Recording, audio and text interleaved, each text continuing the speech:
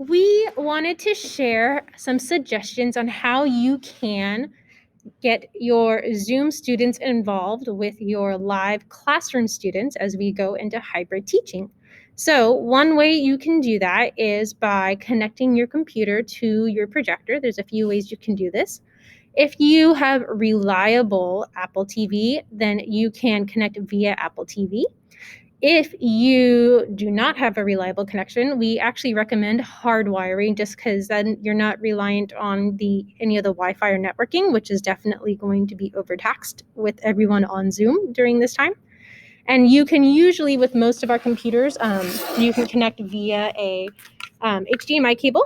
So HDMI looks like this. It has it's a little port, and then you should have gotten a dongle then of some sort, some way to connect your HDMI so that you have a connector that will connect into your computer. You also, if you don't have an HDMI, then you probably have a VGA connector, which is what we've been using up until this year. The same thing. You just need to make sure you have a dongle of some sort that connects that VGA end to your computer's display port. And if you don't have one of those, put in a tech help, and they can definitely help you get set up with that. Then what you can do is you can actually change how you use your screen. So usually when we are recording or sharing our screen, right, for our students, we want them to see what we have on our computer screen, like a slideshow or something like that. So if you look, you can see that, if you look at my little webcam here, right, you can see that my little display is the same exact thing on there that my regular computer screen has.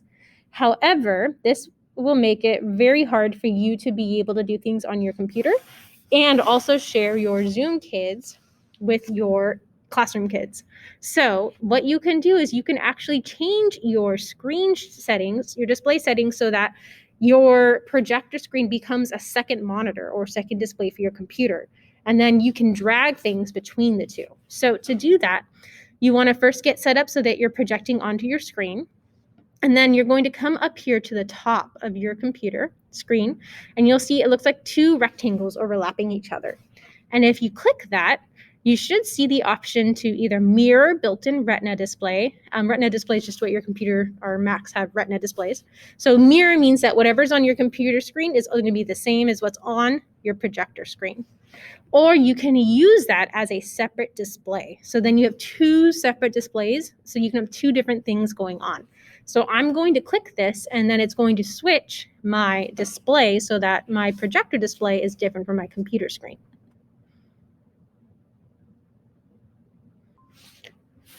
So now I have two of my screens. You can see that I have my computer screen here, right, which I'm recording. But if you look in my camera feed, you can see behind me I now have a separate monitor that is different looking, right? So now I have two separate monitors. So what's nice is, say you want to have your kids in class be able to see the kids that are at home, right, on Zoom. What you can do is you can actually come up here to Zoom, and you can just drag it over. So I'm just going to drag it to my right, and you can see now if you look behind me, you can see, right, it's starting to appear on the screen behind me, and you can stretch it and make it as big as you want. And so what's nice is this allows for your students in class to be able to see what's happening with the students that are zooming in and have that interaction. And you can even have your camera set up so that it is facing your classroom. So that way the kids at home can actually see what's happening in the classroom.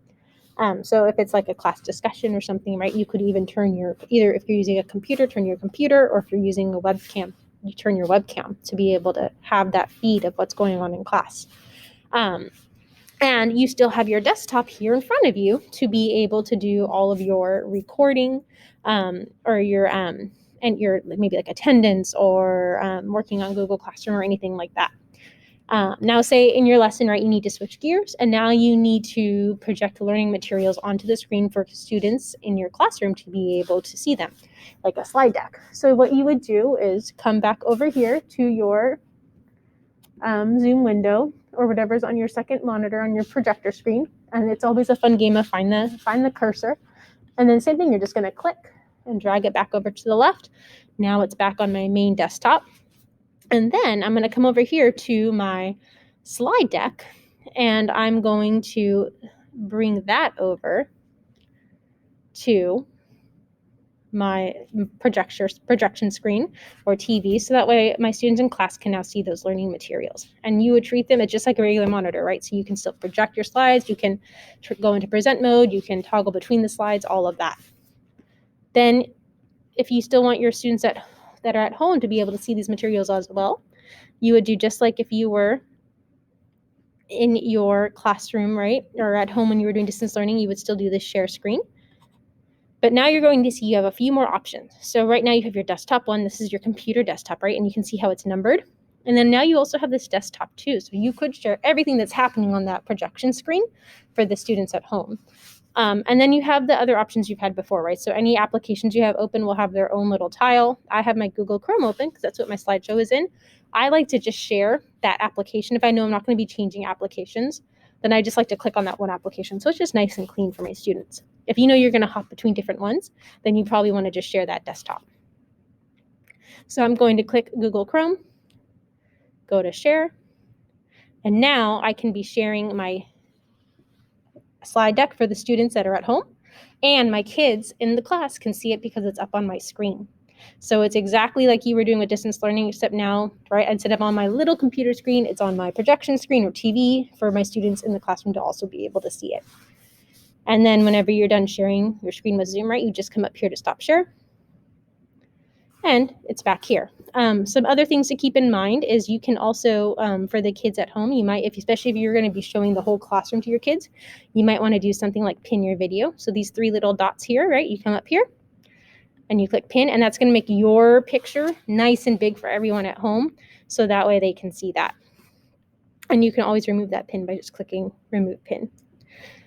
Some other things to keep in mind too, when you have your chat and your participant window open, you can just have those up on your screen while your Zoom is up on the projection screen. So that way you're still able to interact with that chat as those questions might be coming in, but they're not projected for everyone up on the screen, right? Especially if students are sending you private messages with their own questions.